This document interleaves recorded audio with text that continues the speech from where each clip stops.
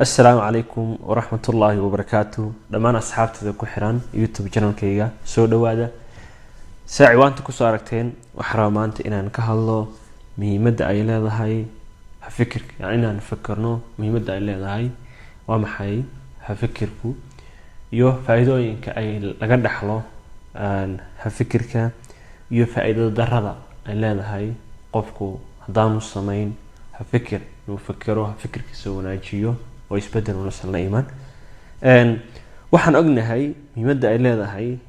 inaan garanaysaa fikirtaa oo fikirkaaga wanaajiso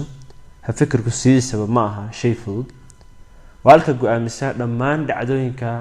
nolosha aan ku sugannahay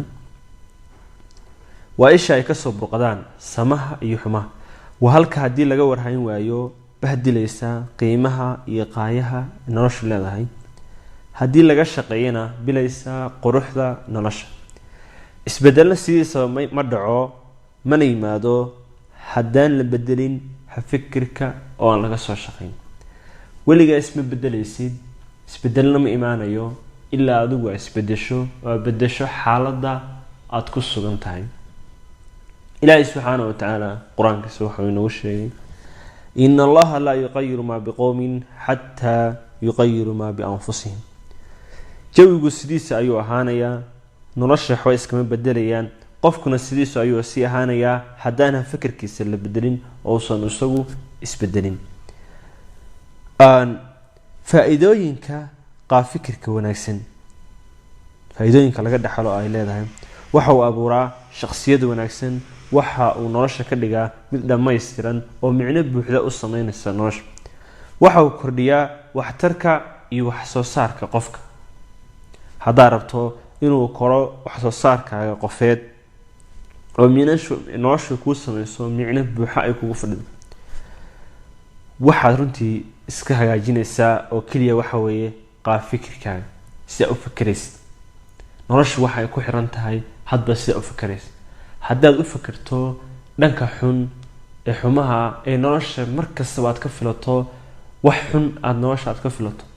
yacni waxba kugu hagaagi maayaan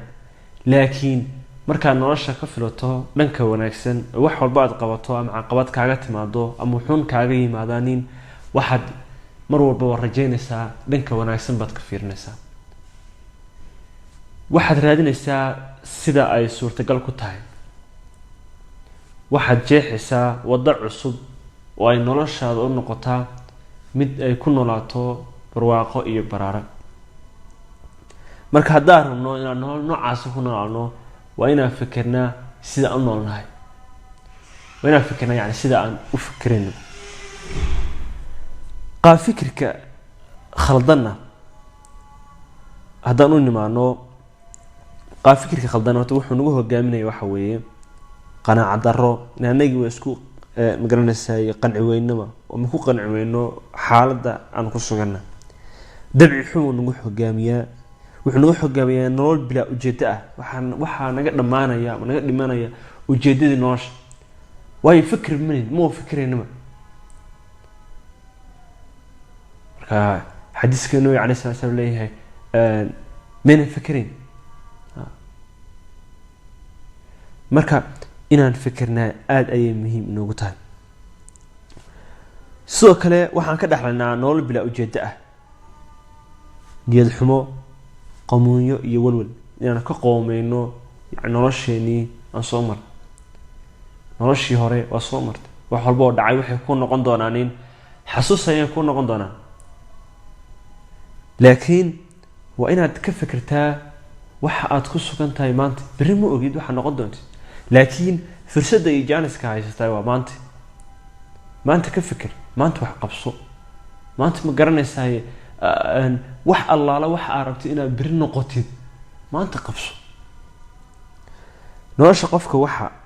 haga samaan iyo xumaanba waxa qaabeeya sida u fikiray haddaad nolosha rabto inaad isbedel dhaba u horseedo bedel sida u fikirayso inuu isbedel cona suurtagal maaha ilaa inagu isbedelno marka waxaan rajeynaya insha allah inaan la nimaano isbedel dhaba inaan wanaajino fikirkeena qaabka u fikirayno oo aan mataqaanaa u fikirno ha fikir wanaagsan aan u fikirno oo aan wanaajino mustaqbalkeena, aan ka filano mustaqbal wanaagsan, aanu kusoo koobin nolosha xaaladaha iyo waxa aan ku suganahay. aad baan idin salaamayaa saaxiibada qaaliga, intaasaan ku talagalay. Assalaamu calaykum waraxmatullaahi wabarakaatu.